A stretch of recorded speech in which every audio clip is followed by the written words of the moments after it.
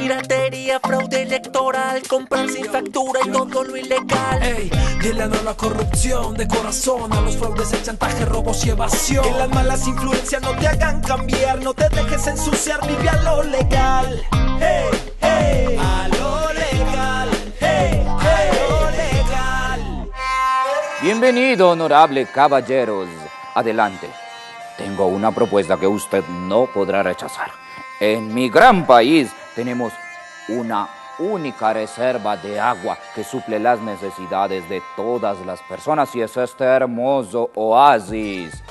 Y hemos encontrado una gran reserva de petróleo. También hay ahí oro y gas propano. Mi propuesta es que es suya porque ahora no nos interesa el agua. Yo como mandatario puedo venderle a usted toda esta reserva y no la podrá rechazar. Sépalo, es una oportunidad inigualable. Nos importa es el dinero. No me importa que la gente se quede sin aguas. Yo soluciono mi problema. Ellos verán cómo lo solucionan. Así que entren las odaliscas y que se haga la fiesta.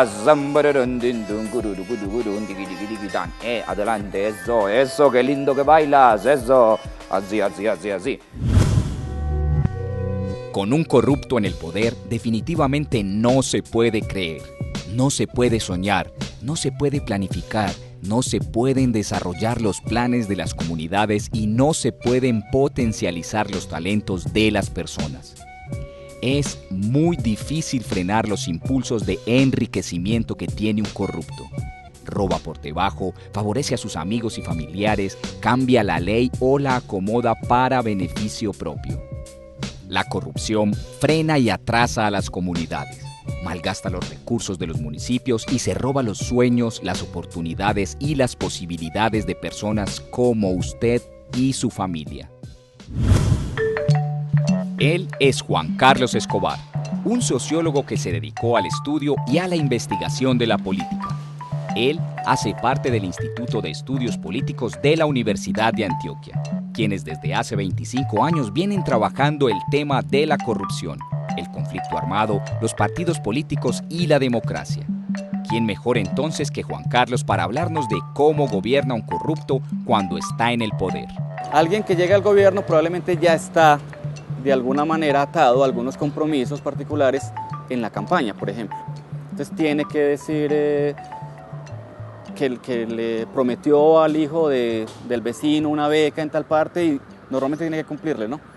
Es decir, el político debería cumplir algunas cosas que dijo en la campaña y la cumple normalmente haciendo actos de corrupción.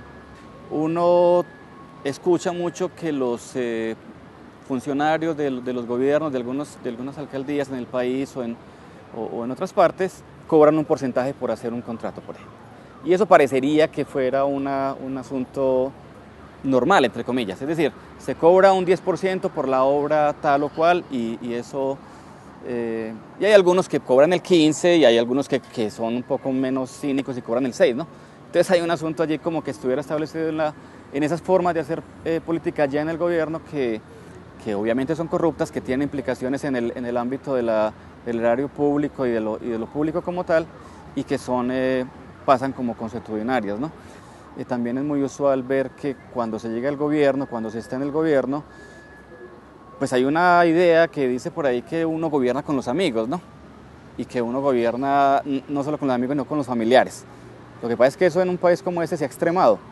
Y se ha extremado al punto que vos podés tener a casi toda tu familia trabajando en X o Y empleo en lo público porque estás allí, ¿no?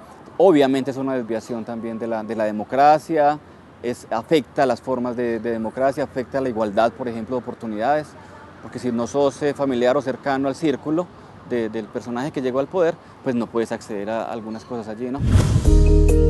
Gloria Amparo Alzate es de esas ciudadanas que les duele lo público. Ella, desde hace años, forma parte de la corporación Con Ciudadanía, una serie de ciudadanos y profesionales que se agruparon con la idea de fortalecer la democracia en el país mediante el ejercicio de la participación activa y consciente. Y es que, lastimosamente, la corrupción se pasea campante en las esferas públicas. Hay muchas formas de corrupción que lamentablemente uno pues dice, son miles de millones de pesos que se pierden solo en corrupción. Se habla que es el 1% del Producto Interno Bruto, pues una cantidad impresionante. ¿Qué tanto se haría con eso en este país, cierto? Entonces, la corrupción es muy alta, los casos son muchísimos, y uno diría solo en contratos, en la contratación, si ese cuento del CBY, que son cosas como entre comillas normales para la ciudadanía, es cómo voy ahí, o sea, cómo voy en ese contratico. Si eso se vuelve como normal, esa plata que se pierde por las formas de contratación y de manipulación de ese recurso, se invirtiera en la ciudadanía, pues sería muchísimo beneficio para todos. La trampa para lograr objetivos, los sobornos, el tráfico de influencias, la manipulación de la información, la desinformación, que también es corrupción, para manipular la información en beneficio de ciertas personas, el tan conocido carrusel de la contratación, que todos sabemos, las nóminas paralelas, los sobrecostos en los contratos de obra, o también en las compras y servicios que la institucionalidad pública necesita para su funcionamiento, pues sobrecostos que van en detrimento del erario público y por ende de los beneficios del desarrollo de la población. Existen muchas maneras de robarse la plata pública. Los corruptos utilizan su inteligencia, sus artimañas, su lobby político para saltarse la ley. La corrupción es una empresa criminal más difícil de combatir que las bandas criminales y la guerrilla. Sus prácticas corruptas impiden materializar los objetos del gobierno, distorsionan la toma de decisiones a favor del interés de unos pocos y deterioran la confianza ciudadana en el Estado. Para entender esto, conocimos a Óscar Castaño, un politólogo e investigador de la Universidad de Antioquia que lleva varios años estudiando el tema de la malversación de los fondos públicos y su influencia directa con el conflicto armado. La malversación de recursos o el peculado implica muchos conocimientos técnicos, sobre todo, por ejemplo, con el manejo o de cómo se desvía el dinero, o sea, cómo se captura el dinero de una cuenta a otra, por ejemplo, cómo se saca el dinero. Ese mero hecho es ya todo un asunto de ciencia, de técnica para robar o técnica para generar este tipo de actos de corrupción. Digamos el caso sonado del Congreso de la República entre el año 99 y 2000. Se destapó pues un escándalo de corrupción en el Congreso porque se había detectado que habían hecho muchos gastos que habían sido registrados en las cuentas del Congreso, que ellos tienen permitido una autonomía frente a sus gastos, pero que a la hora de la verdad esos gastos o no eran necesarios o no se hicieron. Es decir, aparecían registrados, pero uno va a revisa y esos asuntos no sucedieron. Por ejemplo, habían dicho que había que impermeabilizar una terraza y va uno a ver y esa terraza no necesitaba impermeabilizarse, ¿cierto? Obviamente cuando esto se hace, ahí viene el asunto técnico de la corrupción y es cómo hacen para igual hacer una obra, digamos, a veces puede quedar bien hecha, ¿cierto? Pero ¿cómo hacen para sacar dinero? Pues a veces con sobrecostos y a veces con el tema de la contratación.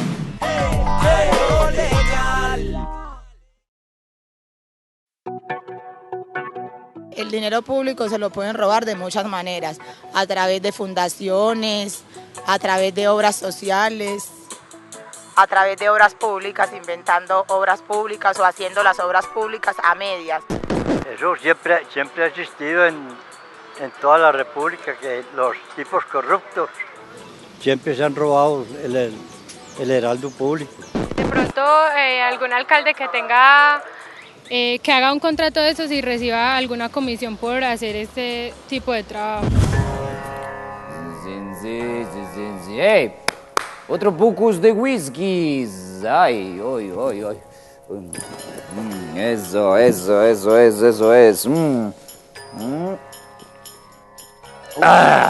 Oye, ven que te quiero decir algo.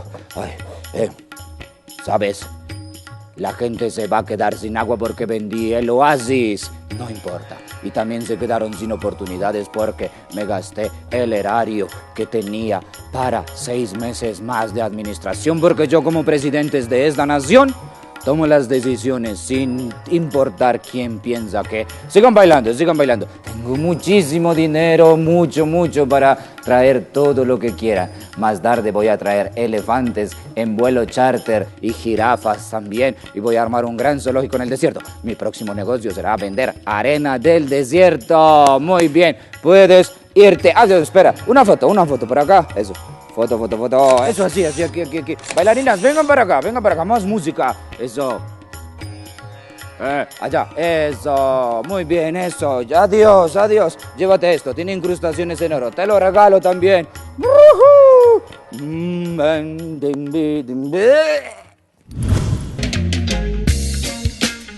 Él es Juan Gonzalo Betancourt, un periodista de la ciudad de Medellín que ahora anda repartiendo sus conocimientos en la Universidad EAFIT. Hasta hace unos años, Juan Gonzalo era uno de los pocos periodistas del país que se atrevía a investigar, denunciar y destapar ollas podridas relacionadas con el mal manejo de los recursos públicos. Yo creo que hay 4 grandes categorías para la corrupción. El primero, lo que podemos llamar y que uno como ciudadano común llama el robo. El robo es cuando se pierden, por ejemplo, los materiales de una obra pública. O cuando vemos que las bodegas donde están los libros que deben ir para los niños se desaparecen misteriosamente. Ese es un primer momento. El segundo lo vería yo como el de los fraudes.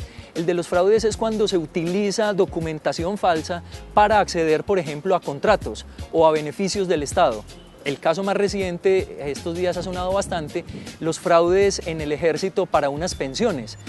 Son a través de documentos falsos que se obtienen unos beneficios, unas personas que no los deberían tener. El tercer elemento, creo yo, tiene que ver con los trámites. Es paradójico, el Estado colombiano tiene una cantidad de trámites supuestamente para evitar la corrupción y el desvío de los dineros y los malos manejos de funcionarios. Pero tanto trámite lleva también a que haya una serie de personas ejerciendo control sobre un determinado papel.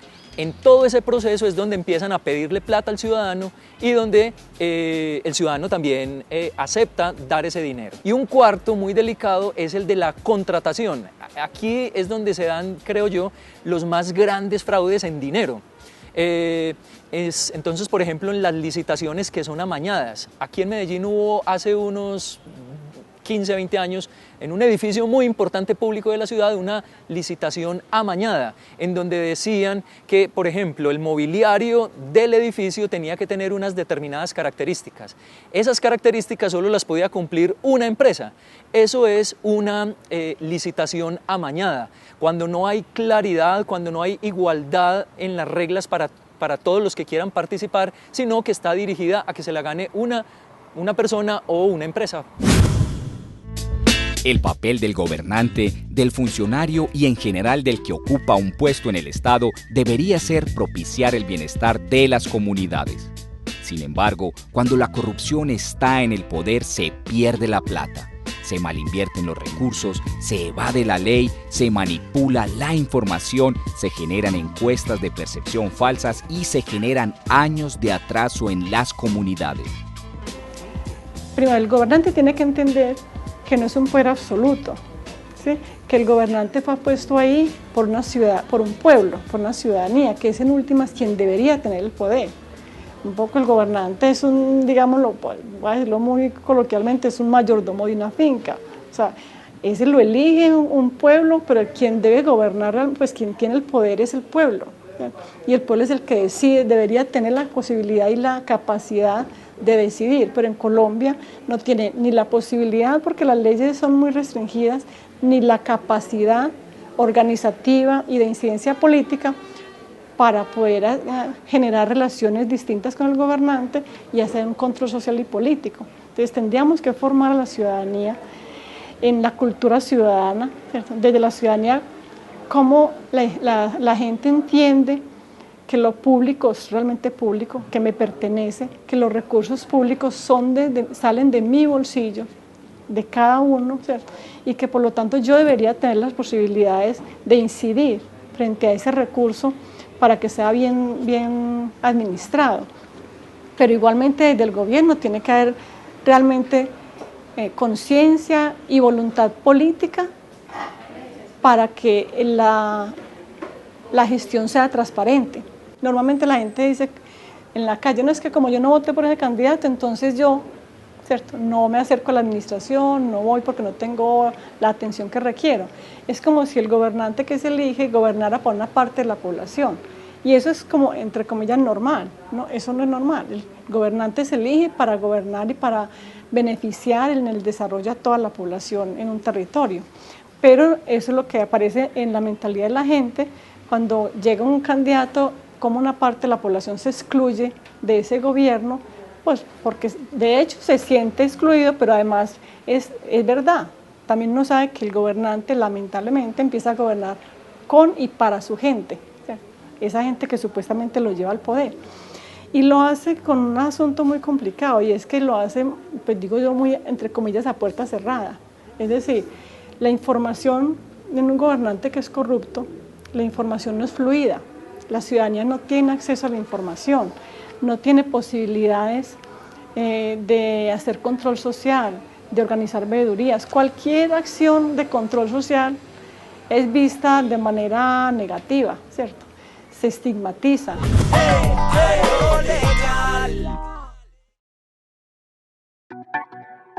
Nos dejamos endulzar por un político que va a una vereda, hace sancochos, arregla una carretera que es obligación del municipio, o que están supuestamente en el departamento pavimentadas hace 20 años y todavía siguen cobrando. Una persona llega nueva con expectativas completas y cuando llega al poder se encuentra con una mafia, o no sé cómo se le pueda decir a eso, que finalmente él lo envuelve, lo involucra y termina siguiendo la corriente de los que ya están en el poder.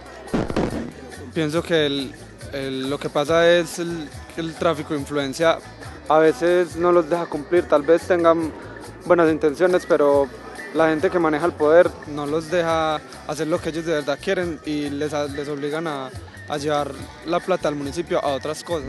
Primera noche la van a pasar conmigo. No estabas grabando eso, ¿no? Corta, edita eso. Bueno, vamos a comenzar el discurso, pero veo un micrófono que no es... Ah, tú eres del canal de la oposición, de esos que sacaron mis fotos con la fiesta con las europeas. Sáquenlo de aquí, seguridad. Y que parezca un accidente. Bueno, sepan ustedes que ha sido por la seguridad nacional y por la seguridad de este país que hemos tenido que vender nuestro oasis. Bueno, y ese dinero, lo que está diciendo la oposición, es completamente falso. Ellos aseguran que me lo gasté en una fiestecita. Pues no. Aún queda dinero de eso. Bueno, después editamos esto, ¿listo? Porque no debía decir eso. Y finalmente, la oposición. Todos esos opositores ahora están encarcelados. Sí, que siga la fiesta. Todo por el bienestar de la nación. Se pueden superar todos estos problemas que tenemos, no es una cosa imposible. Colombia hasta más o menos los años 70 fue un país que era reconocido a nivel internacional como un país donde no había grandes problemas de corrupción. Después, por básicamente el narcotráfico y esa perversidad que se metió en distintos estamentos de la sociedad, afectó a todos los niveles y caímos muy bajo. Yo creo que sí podemos salir adelante, tampoco es pues el panorama muy crítico. Es un esfuerzo, repito, de todas las instituciones, desde la propia familia hasta los gobernantes y el papel de uno como ciudadano, pero sí podemos, por supuesto, tener una sociedad mejor y hemos dado pasos, que nos falta mucho, sí, claro, pero yo creo que si no perdemos esa línea, podemos llegar algún día a unos niveles, dijéramos, donde la corrupción, donde todo esto sea cosa como del pasado o casos ahí sí aislados y cosas atípicas. Podemos recordar el meme que salió hace poco de lo que decía Pepe Mujica. Pepe Mujica decía, a las personas que les gusta mucho el dinero no deberían estar en la política, que se dedican a la empresa, ¿cierto? Monten una empresa privada, dedíquense a la industria, a hacer dinero, eso es lo que les gusta, vayan y hagan dinero, pero no en la política, ¿cierto? Me parece muy oportuna esa frase. Y yo creo que sí se puede, claro que sí se puede tener gobiernos que no sean corruptos, transparentes, al menos en un porcentaje pues aceptable, alto, ¿cierto? Yo creo que se puede a través de la educación, de la formación, de la participación, de la incidencia, generar transformaciones tanto sociales como políticas e institucionales para transformar la cultura de la ilegalidad y de la corrupción. Yo creo que se puede cogobernar, ¿cierto? Por ejemplo, el caso del presupuesto participativo de alguna manera es como un asunto que es estrictamente competencia de la asamblea o competencia del consejo municipal y el gobierno local o departamental, cómo sí se puede incidir a través de la participación, sí se puede incidir a través de una participación efectiva, informada y formada, ¿cierto? Y eso hay que convertirlo en programas desde el gobierno y de instituciones como la nuestra que promueven también la formación ciudadana y los derechos para que la ciudadanía se relacione distinto con el gobierno y con el Estado. Visítanos en www.antioquia.gov.co o llámanos a la línea gratuita 018 041 9000 o desde Medellín al 409 9000. Antioquia la más educada.